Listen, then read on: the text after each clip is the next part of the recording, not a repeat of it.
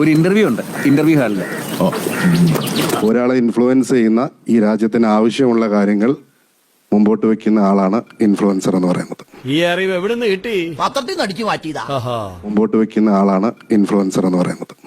അത് എനിക്കിതൊക്കെ അറിയാം. അല്ല,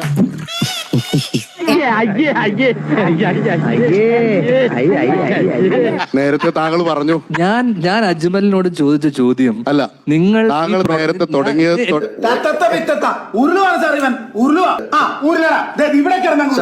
ഇൻഫ്ലുവൻസർ എന്ന് എനിക്ക് ബ്രദർ പറഞ്ഞു തരേണ്ട കാര്യമില്ല. എനിക്ക് കൃത്യമായിട്ട് ഇൻഫ്ലുവൻസർ എന്താന്നുള്ളത് എനിക്ക് നിങ്ങളത്ര തന്നെ എനിക്ക് അറിവുണ്ട്.